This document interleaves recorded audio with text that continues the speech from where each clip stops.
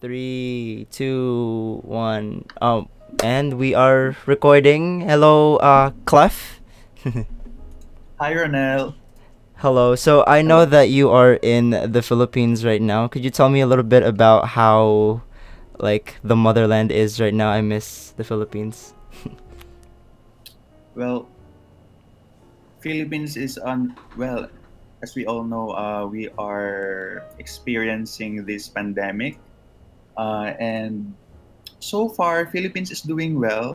Economically, we are hurt by the current COVID-19 situation. Mm-hmm. So safety is the priority of the government. And we're currently staying at home and working from home. So that's what we have here in the Philippines. So more of our actions are physical actions are limited. Travels are not actually being encouraged in order to prevent the continuous rising of cases of COVID-19 infection here. Oh. So more So likely that is the situation. And well, there are lots of things going around in terms of politics, finance, and you know but as we all know, Philippines is very resilient, and Filipinos yes. always smile in spite and despite of Yes, difficulties. So sir. I like that. Definitely. Well, like it's like part of our blood. I don't know what it is about Filipino. It's probably it's either strength or stubbornness, where it's just like we can't take no for an answer. We have to rise back from a fall, no matter what the circumstances are. We can see this all the way, like from history repeats, and the stories histories have told us that Filipinos are resilient. And yeah. yeah, Clef, so you mentioned earlier about finance, and I know that you have a background as well in finance and entrepreneurship, and you are practically our first guest who is like a very, I would say, very, very successful entrepreneur. And I know that you are also a finance advisor for Sun Life, if I'm not mistaken, in the Philippines. Yes, you're correct, Ronel, and thank you for mentioning that. And I've been in the finance industry for 5 years now. And yeah, um, when it comes to finance, I well practically even since childhood, I've been a very prudent person when it comes to handling money. Oh, That I is wish I why had I that. didn't. Yes, I didn't. Oh, well, that takes a lot of maybe years of being. I guess it boils down to our upbringing in our home. And well, during my childhood, I didn't live a very very grandiose life. Well, my Mm. parents are entrepreneurs. We own some businesses back in the province, but as we all know, when it comes to the provinces, it's not like a city life. So it's just a normal life. And at a very young age, I've learned how uh, to save. And even as young as grade 2 or around 8 years old, I already have a savings account. So that's it. And but just to share a piece of myself or a piece of Yeah, no, go information. ahead, go ahead. You didn't actually graduate with a business course or with a finance course. I graduated, or I have a nursing degree, so Ooh! I'm also a registered. Yeah, Yeah. Very, but very Filipino.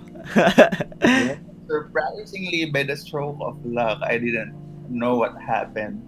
Now I'm in the finance industry. I'm a financial advisor in Sun Life, and I'm also a unit manager. So I'm handling financial advisors, around 20 of them, and that's my Ah. current job. So not only are you yourself a financial advisor, but you advise financial advisors as well. That's that's something. Yeah. How has learning about finances and being, like you said, prudent with your money, how has that affected your overall, I would say, stage of life growing up? money is the fuel for every life goal, for every dream that we have.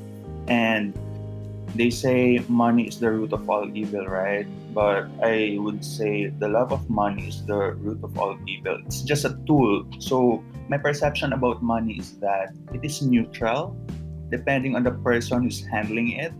Like for example, the guns or the medicines, when it fell to the so quote unquote wrong people, it will be mishandled. It could bring about negative effect. So as with money for me. So my perception about it is I view it only as a tool that could lead me and bring me to my life goals. So being prudent about it is learning when when and where to channel this tool so that it could be of benefit to us, or for me specifically, so to speak, to me. How am I handling my money? Well,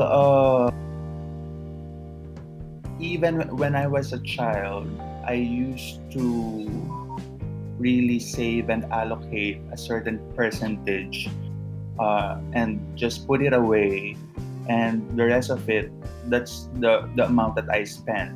Hold up, So Clef. If I may interrupt you real quick, because I like that what you said. You said you did. You said you saved, and then you said I allocated. So I like that statement because you're not. It says something about you that you don't just save for something, and I feel like as a notion for the youth, especially for myself, I feel as though I'm saving, but I'm just saving for like for basically no reason. So what can you say is the difference between allocating and saving?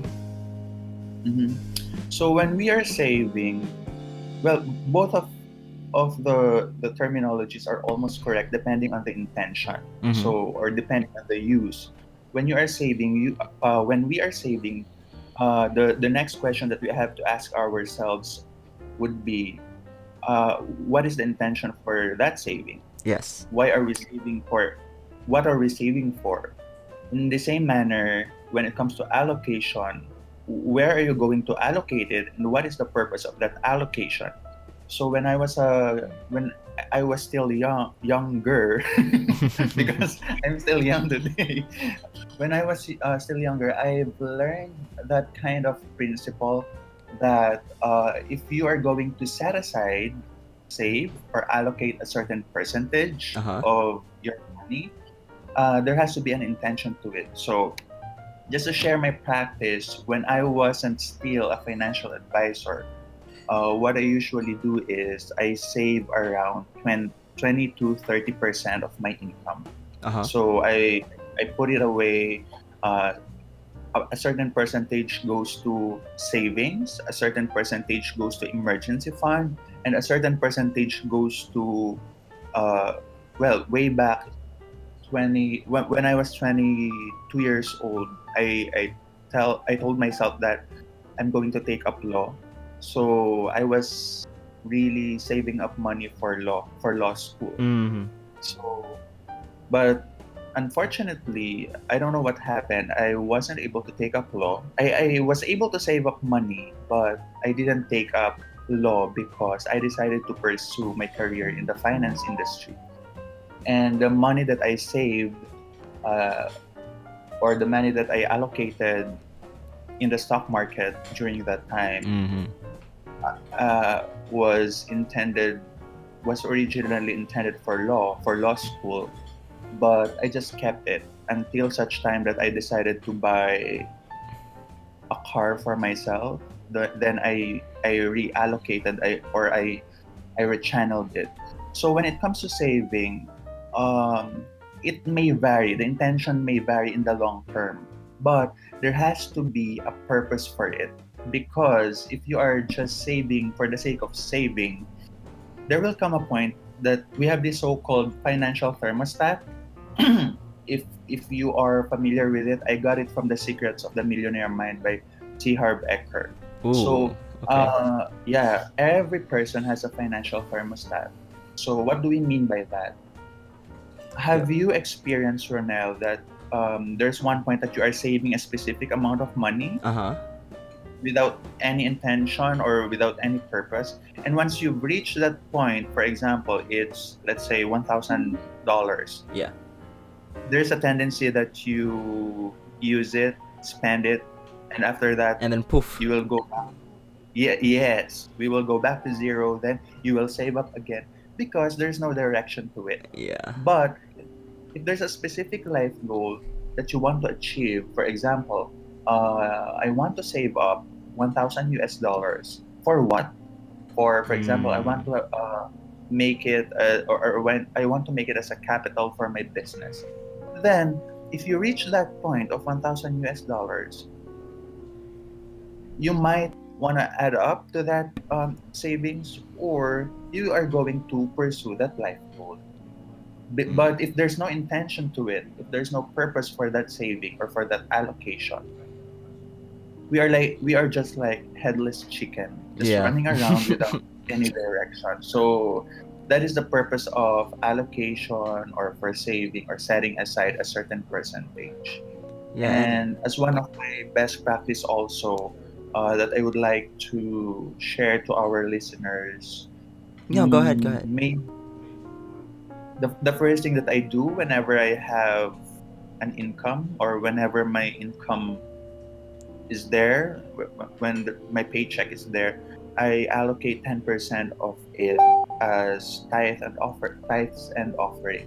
So Ah, I like I that. I like give that. it back to the Lord first. Yeah, I don't know, but regardless of the religious belief that we are into, regardless of the, maybe I've read that lots of, especially Gen Z, are no longer into that.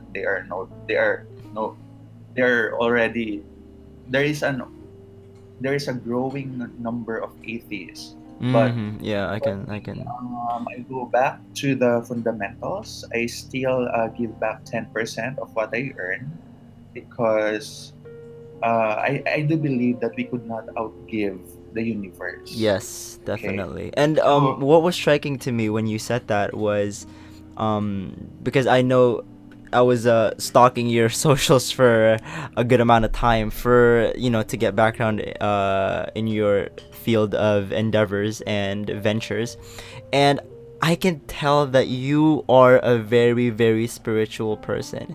And well, what how would you say that your spirituality has helped you along the path of your ventures in entrepreneurship and overall finance?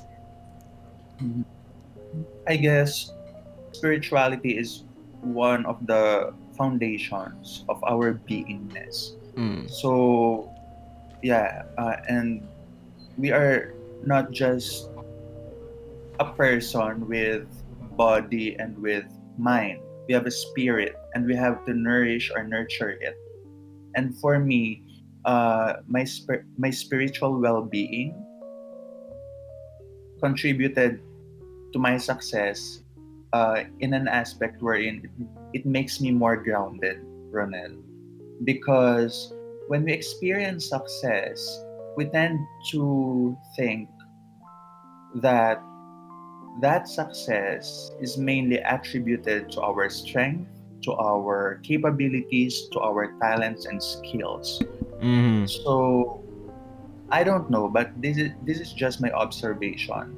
There are people who are very successful, they are very wealthy, but they are not happy or they are not Yes, I feel fulfilled you on that. to that respect because maybe they are experiencing emptiness. They don't know what is lacking. So I could not mainly attribute it to spiritual well-being, but for me, uh, modesty aside, experiencing success at my own rate, I never forget to go back to my foundation or my fundamentals, and that is my spiritual well-being. So I always pray, and whenever I experience success, I always give gratitude to the Lord or to those who are listening who are not really believers of God, to the universe, to that respect. So Mm-hmm. I always give back because for me, um, the world is the world of energy. So we share energy to each other. Yeah. And yes, that's my main way, my primary way of recharging myself so that I could face any endeavor, You be know, it oh, financial, sorry. Yeah, career keep going, keep goals, going. or whatever. Yes.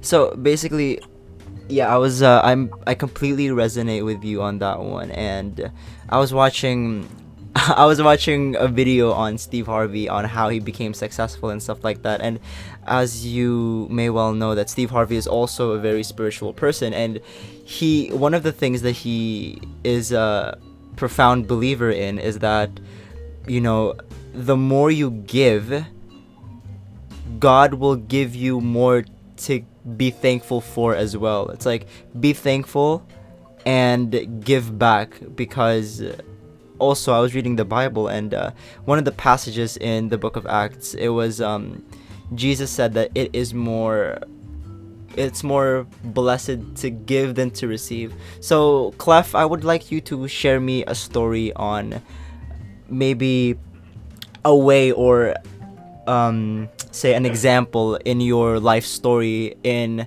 the aspect of how has giving back to the community or to the universe, to stay in that aspect, how has that given way to help you in the amelioration of your success and your endeavors?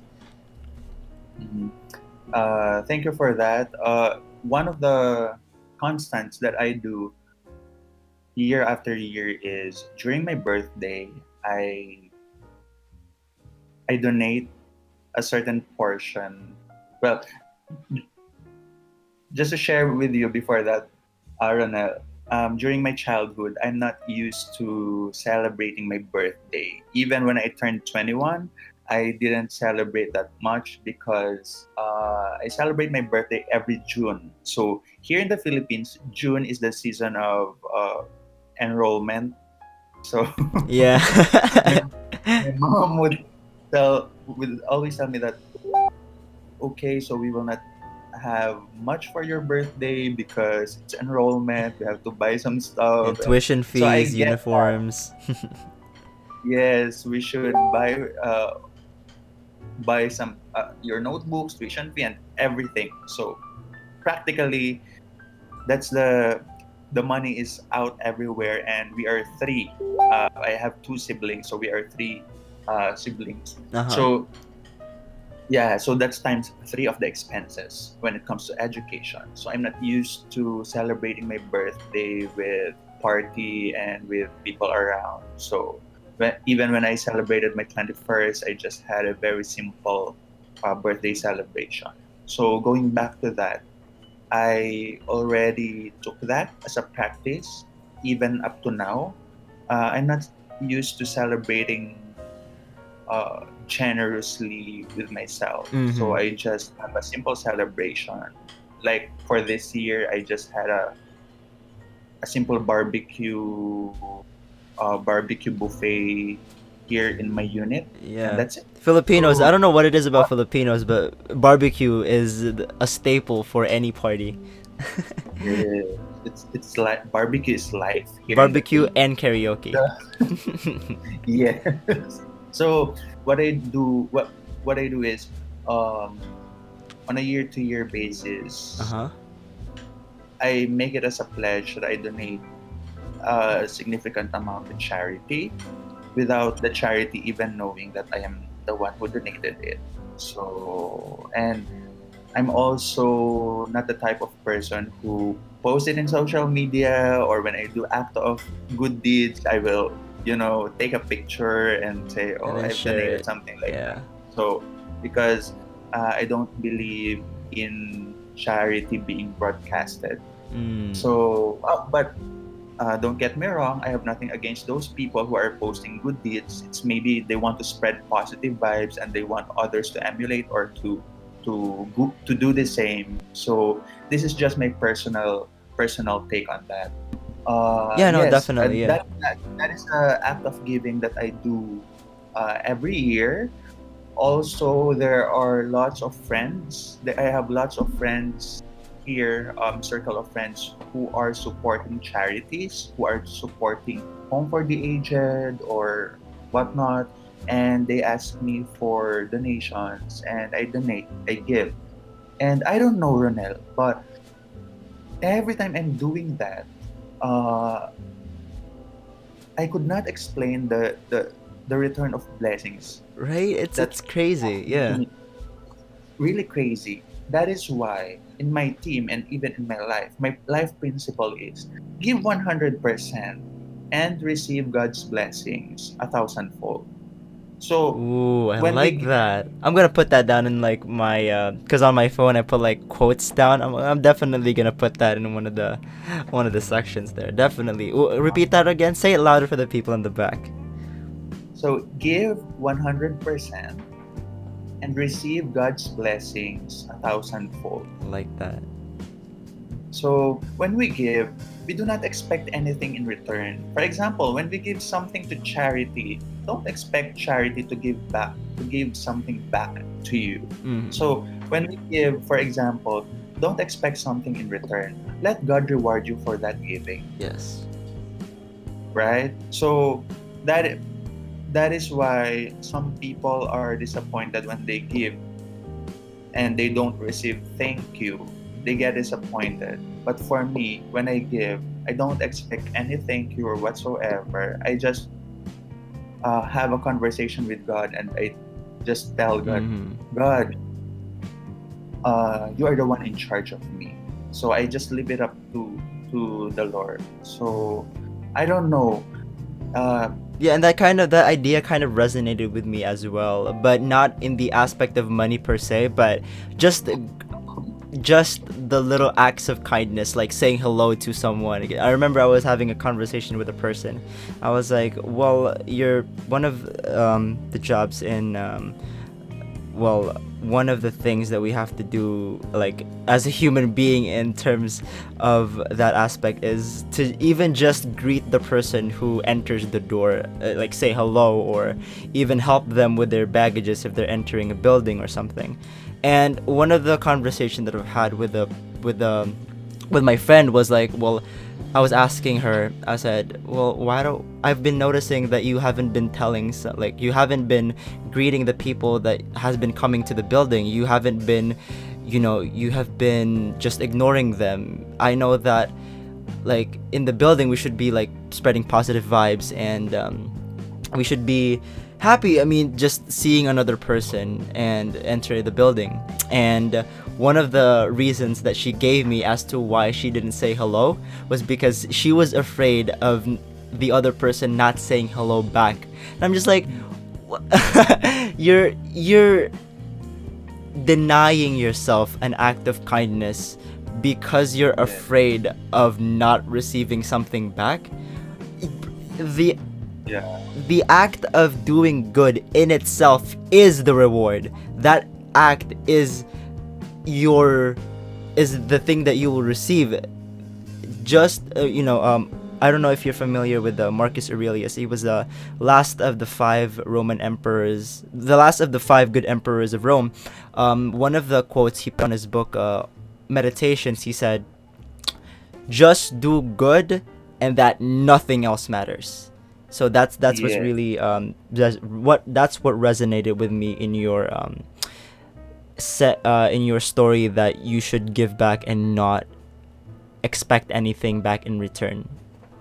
Yes. And they say that if you can be anything in this world, be kind. Mm. Just be kind. The the main reason why we are experiencing chaos in this world maybe is because kindness is no longer a normal thing to do. Right? And kindness is no it's no longer Yeah, when you do act of kindness, it's already an extra mile. It's already an extraordinary thing nowadays. Yeah. But when we think about it, kindness is just a normal thing. It's an expected thing to do. But Mm-hmm. today in our world, when you do an act of kindness, you are already a hero. You are already an extraordinary being or an extraordinary person. That is why you are right. I really agree with you, Ronel, that the kindness or doing such deed itself is already benefiting you Mm. because there is a study conducted, I guess it's in Harvard, that when we do act of kindness or when we do, for example, volunteerism Mm-hmm. or good things or such things like that, actually we are preventing lots of illnesses such as Alzheimer's or cancer because Interesting. yes, when we do act of kindness, our body's reaction is that uh, we release happy hormones or we release certain hormones that is good to our body and to our health. That is why I guess you could resonate with this when you do act of kindness just by mere act of service, for example, or smiling at a stranger. Isn't it that you feel good about it? Yeah, it's You like, feel yeah, yeah, definitely. because yes, when we give, for example, or when we give back to the needy, we feel happy. That is because our body's natural reaction is to release hormones, certain hormones, happy hormones that makes us happy. We Uh-huh. didn't become happy because for the sake of just being happy, because that is the biological reaction of our body. We become happy. Thus, we prevent certain illnesses because stress causes different illnesses like yeah, like cancer, Alzheimer's, and whatnot. That's why when we do those act of kindness, for example, Uh-huh. giving back, so that makes us more healthy. That is why the most happy people they don't need medicine because they just do good with other people. So I that for like me that. Yeah, is that's a really powerful essence, and I feel like gratitude is like one of, if not the most fundamental ingredient in the recipe for success. But yeah. let's dive right into the specifics and the nitty gritty of the world of finances. So, Okay. Clef, what advice would you give to, say, the younger generation when it comes to saving and allocating money? And all in all, how would you make your money work for you and have your money bring about more money?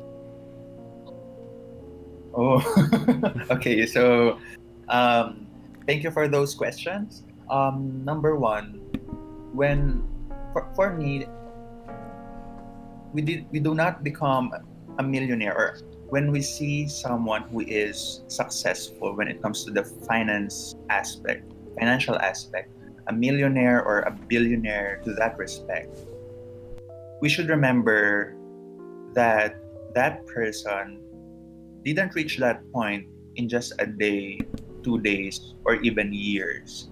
So, Ronel, for me, managing our finances starts by having a consistent habit Mm. of setting. It begins with a habit, okay? Because um, when we make it a habit to save or to allocate, that's when we start to accumulate a certain amount of money. But that habit begins with the mindset. Yes. So that habit is being developed. Well, some of the books say it it's being developed within it takes 21 days to build a habit. Yeah, some Some say say 64, some say 32. yes. But before we develop such habit, it starts with us, with our mindset. Yes, starts with the mind. And that mindset starts with our belief system. what do we believe when it comes? What is our belief when it comes to money, for example? Because our belief affects our action. Yes. Okay, so it affects our action. So and we could trace those roots or that cause in our, for example, in our home. So Mm-hmm. how money is being treated at home. I have no specific formula, Ronel, for the people, for our listeners on how to specifically handle money. But what Mm. I could say is we have to have a check in or an introspection or self assessment first before we could start with the specific action steps. Because no matter how comprehensive the strategies that I share to everyone, if their fundamental belief in money is negative, for Yeah, example, or not tainted. so positive about it, those action plans wouldn't work. So, a classic example is, for example, I want to lose weight, Yeah. okay? Because currently I am at around 79 kilos. So, last or 2 years ago I was around 73 or 76. 73, that was 4 years ago. Okay, so going back to that, why is it, Ronel, that there are lots of resources, there are lots of materials there, how to lose weight, there are lots of workout applications, be it in iPhone or in your Android phone, diet plans and everything. There are a lot Definitely. of, Yeah. yeah, right? There are a lot of things invented, created, formulated for us to lose weight. But the question is, why are still lots of people who are beyond the normal weight? Mm-hmm. Obesity is one of the rampant cases in the US, for example, right? So it's because it begins with our mindset.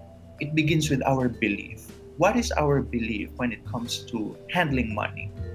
So we will start with that. And after that, uh, after we reconcile that belief with ourselves, we recognize our flaws. We recognize what we want to be, how how we could make it better. That is the time that we are going to create a ripple effect. That is Mm. the time that we are going to take action for it. That is the time that we are going to create a habit Yes. for that respect.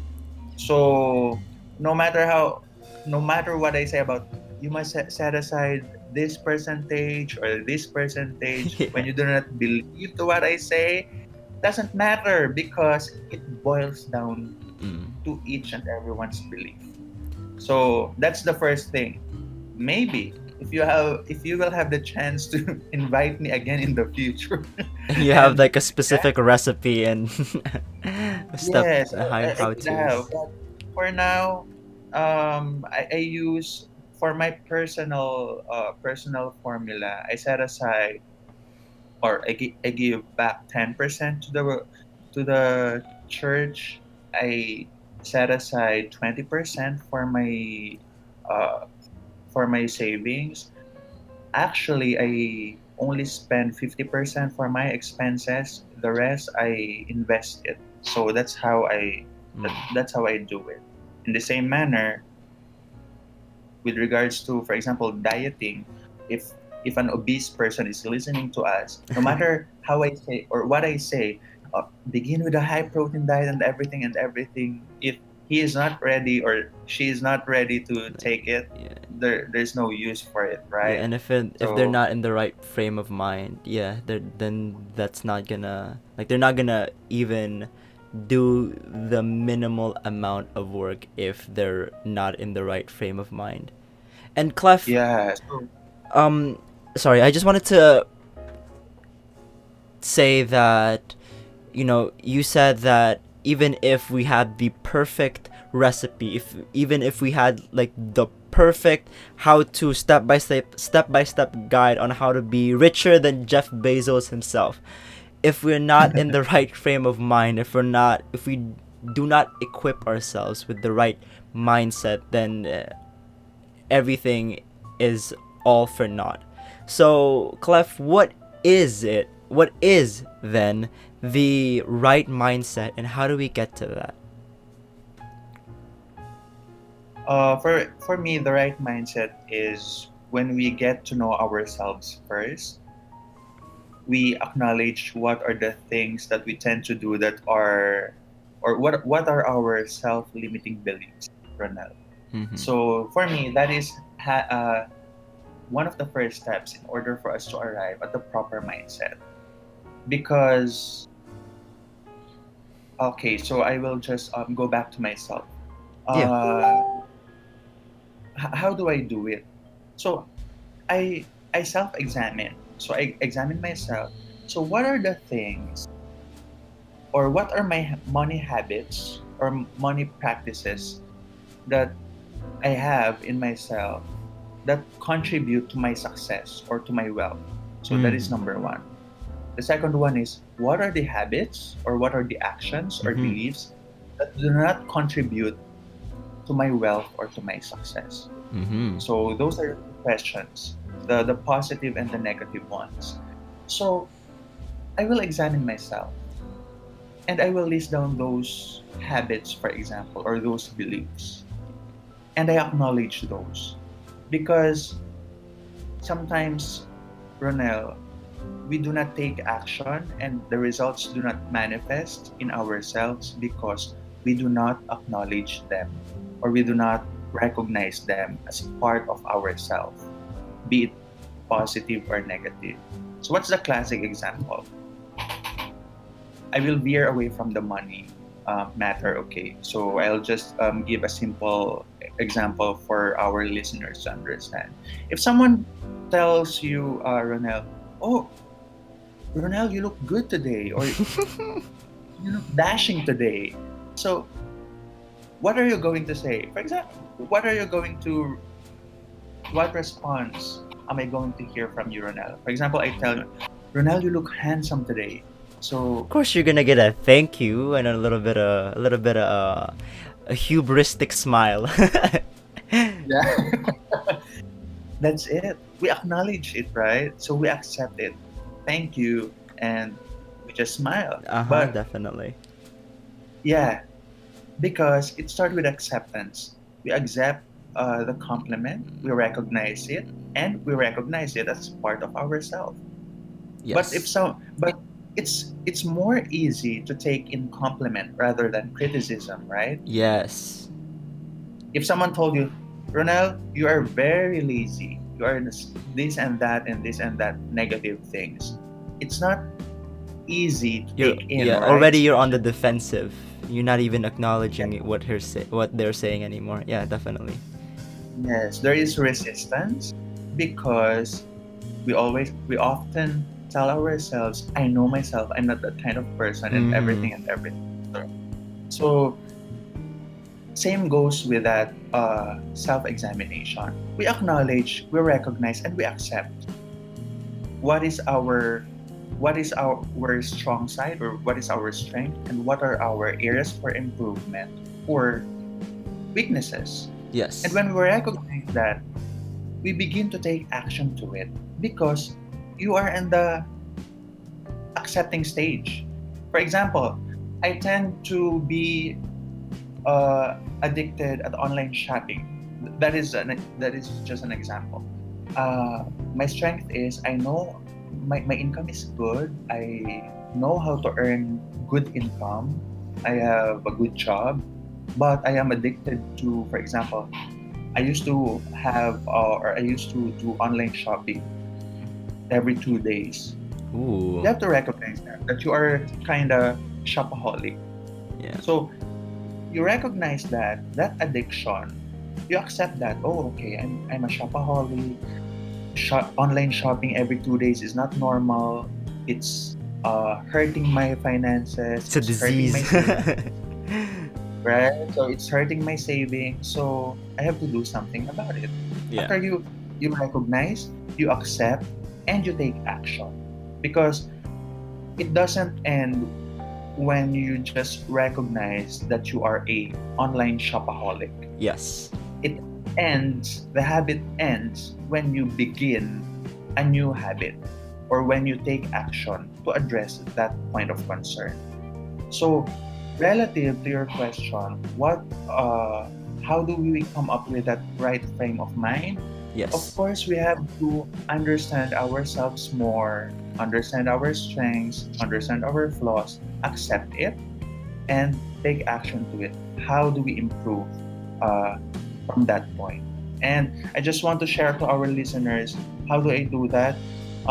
It's very overwhelming if we will do it drastically. I Mm. will I use the principle of 1% of improvement every day. So that's from the Atomic Habits.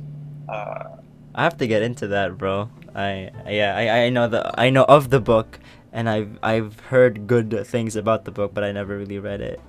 Nor have I read The yes, Power of Habit. I should get yes, into those. Yeah.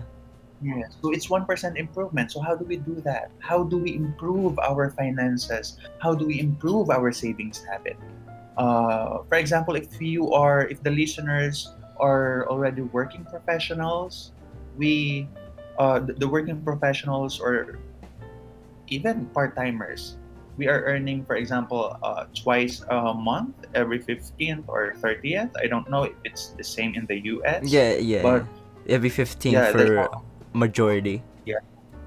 So how do we begin with that 1% of improvement? If you cannot set aside 10%, begin with 1%. 1% of your salary on the 15th. Then make it another 1% or 2% on the 30th. So that's already an improvement. Another thing is if you are used to online shopping every week, for example, try it every other week. Then try it once a week. Then easily you can improve your habits. It's like a smoker trying to be a non-smoker, right? Mm. So it's a gradual decrease of the number of cigars or cigarettes he's taking in. If he used to having uh, 30 cigarettes per day, tomorrow he can have 29. The day after tomorrow, 28. Gradual decrease. So that's 1% of improvement. So in the field of finance or savings, that's also one thing that I could recommend. So identify the good habits and the bad habits, strengthen the good habits of 1% of improvement every day. Then you can decrease automatically the negative or the bad habits would decrease Yeah, and I like that. because I it's like that. Yeah. directly proportional. It's directly proportional. So that's what I could recommend to our listeners. And thank you for that, because what was going through my mind when you were talking about know yourself first was that the cliche that to know, or the first step to curing any disease is to first acknowledge that there is one. And Or that it's one, existent. yeah. And yeah, that was really powerful. And Clef, I feel like we've talked about a lot, and you've definitely elevated my mindset when it comes to finances, and how, like, and established the fundamentals first before going into the nitty-gritty and the specifics and the how-tos of the recipe for success. Because like you've said, and I now value that a lot more, is that the mindset is the first thing that you should definitely change and ameliorate before you get into any habit, which is success is a habit, and that the first step to changing anything that you want for yourself is to first know yourself, and to know your flaws, and then acknowledge that, and then take a significant action to improve yourself and to become the better person that you would like to be. And Clef, thank you so much. But for my last question though, Clef, what is a great book recommendation, or any, or say a great book or two or three, uh, great book recommendations that you would recommend me and to the listeners of this podcast in terms of money and business and entrepreneurship. Okay, so thank you for that question, Ronel.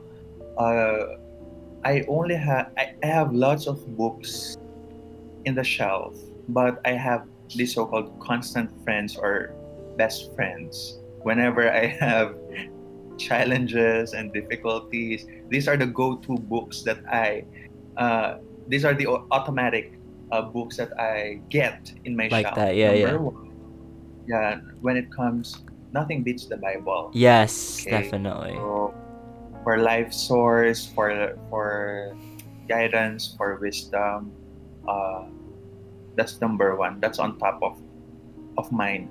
Uh, I'm sorry to all of the authors, but we could lose all of those books, but never the Bible, because actually that's all we need. That's all we need. You can, how to manage your finances, Boom, Bible. how to save, how to allocate. You can find it in the Bible.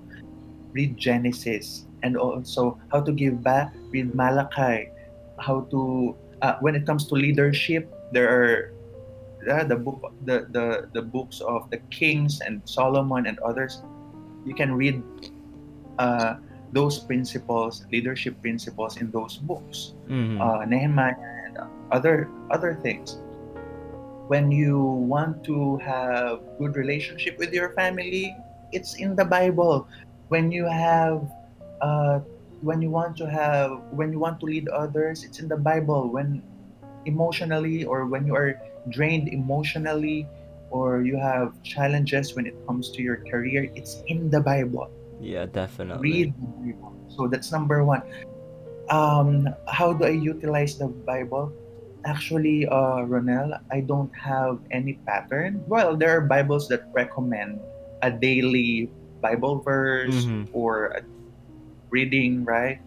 But for me, I before I open the Bible, I just well, I'm a Catholic.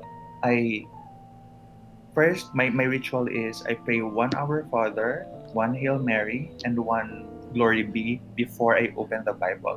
I let the Holy Spirit come to me, or come to my surroundings. Then I just open it, and whatever page I am into, I read those, or I read that specific verse, and it helps me a lot, especially during this time of uncertainties, because as we all know, for uh, for my job or for my career, we don't have any fixed income for that respect, but we still manage. I manage because I don't know, blessings come after blessings, so it helps. It keeps me grounded, it keeps me humble, even if I experience, or even if I have awards and recognitions, it keeps me grounded because I always give it back to the Lord. So that's number one. If you want to have a life source, you want to recharge about anything, read the Bible. Number two, the second far favorite is Think and Grow Rich by Napoleon I Hill. like that. So Yes. yes, and I started reading that book when I was around 24 or 25, and until now, it's one of my constants. I still read that book. Why? Because when we read, the first time we read something, Ronel, we just retain around 20% of the content. That is why it's very essential that we reread a specific article, for example, or book, especially if you want to have 100% absorption. So Yes. that book I read every quarter in order to check my retention, and it helps me earn millions. So I guess in terms of dollars, and if you can earn millions of dollars using those principles, well, why not, right? So that's the second far. Number three, when it comes to my finances specifically, well, The Secrets of the Millionaire Mind by T. Harv Eker. So read that often, every around every 2 months. So, and lastly is when it comes to getting along with people, and because we we no man is an island, right? Yes. So yes, we coexist with others. And with regards to that, I read How to Win Friends and Influence People by Dale Carnegie. Yes. So those are just those are the constants or the essentials that I have.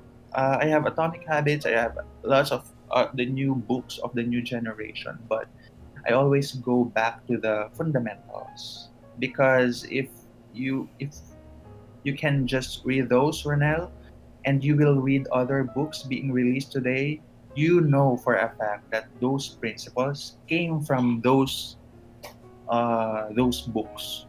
So, because the books that are being published today are actually a byproduct of hybrid knowledge or principles that came from the old ones, right? Yes. So, yeah, so those are my constants. Life source is the Bible.